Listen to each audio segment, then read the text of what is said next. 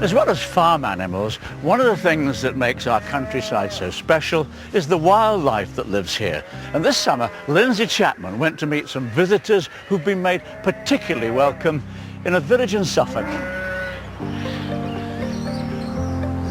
Our churches and churchyards can be a haven for wildlife, and here in Suffolk, this church is a seasonal home to one of our most endearing and endangered birds, the swift. Swifts are one of my favourite birds. They're just so aerobatic as they swoop through the skies to catch insects to feed. In fact, they're completely designed for life on the wing. They eat, breed and even sleep whilst flying, and they only land in order to rear their young, which is exactly what they're doing up in this church tower. But these birds didn't always nest in this church. Swifts like to nest in the nooks and crannies of older buildings. So when a nearby cottage opposite Judith Wakelam's house was put up for demolition, her first thought was to save the swifts nesting there. Hi Judith. Hello, how are you? I'm very well. So what are you up to here? I am feeding some of my little orphan swifts, or swiftlets. Sometimes they come in very, very hungry, very dehydrated. Tell me a little bit about this cottage then. I had watched the swifts nesting under this pantiled roof for years. I was walking the dog one evening and I saw a demolition order on it, and I thought, oh my goodness, what on earth is going to happen to the swifts? I got in touch with Action for Swifts, and they had put nest boxes in St Mary's Church in Ely, which is very successful.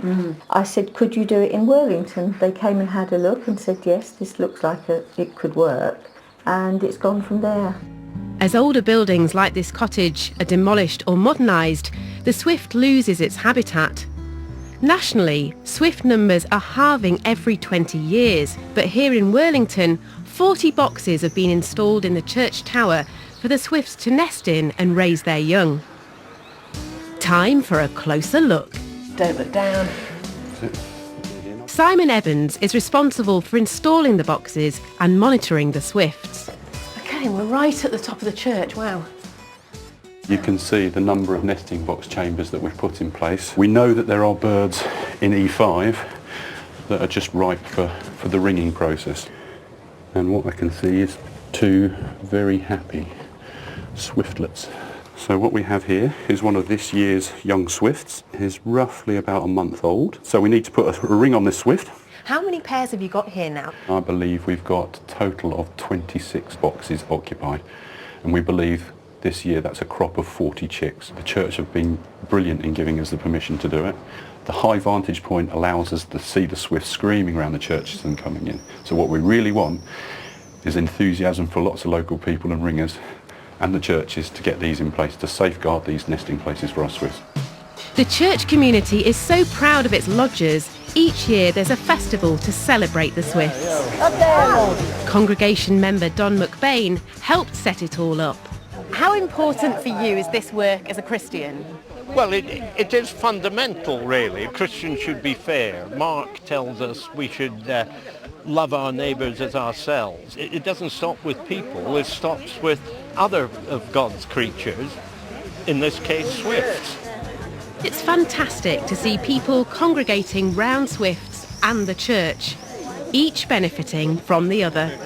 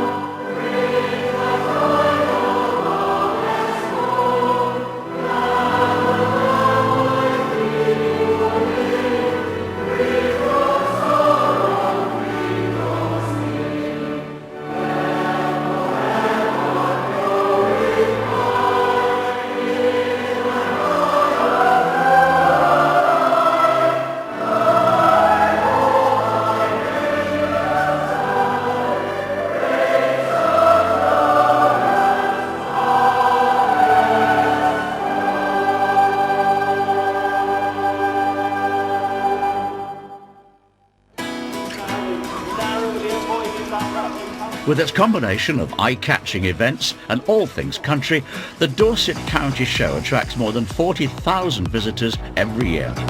And for the past 16 years, the show has staged a special Harvest Thanksgiving service. This year, the organisers have decided to go one step further with their plans, and they've asked me if I'll give a helping hand. In the true tradition of Harvest, Show Secretary Richard Cousins is on a special mission. This year it's different, John, because we're looking for food items to be donated, which we shall then hand out to those less fortunate in the area. So you're hoping that the stallholders here will show some Christian spirit? Absolutely, John, but we're going to use your persuasive powers to get more things donated. Really? Yes. Well, we'll see what happens then. Excellent. I'll put that in there for you. Very well, thank you very much. That's right, you're most welcome. A harvest loaf for our service. How about that for cheese and bread sandwich? The traders are certainly entering into the harvest spirit with plenty of generous offerings.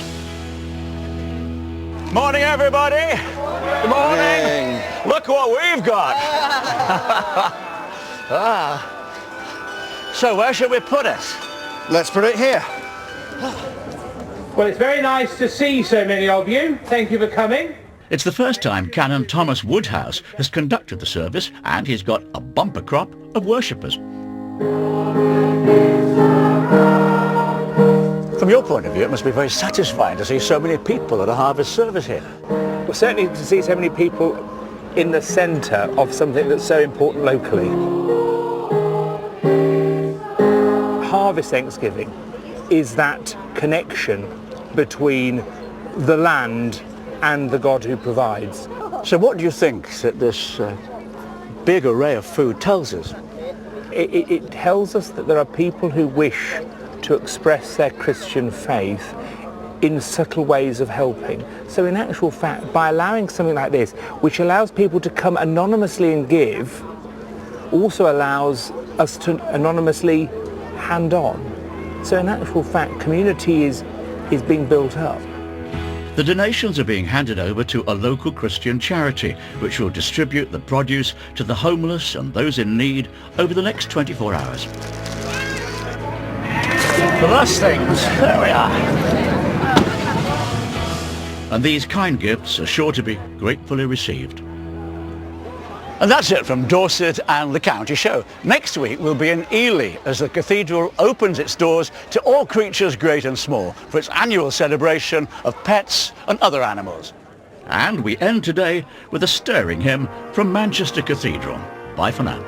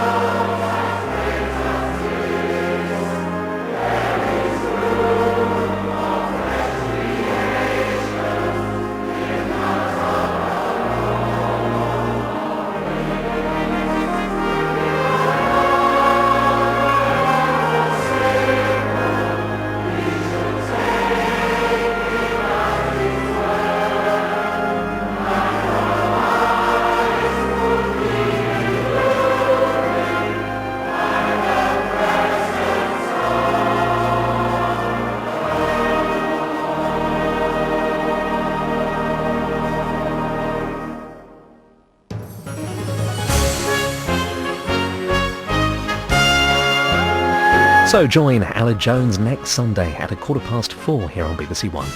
Coming up tonight, the country's best shepherd herding talent goes head-to-head in Country File, One Man and His Dog, in 25 minutes after the news coming next.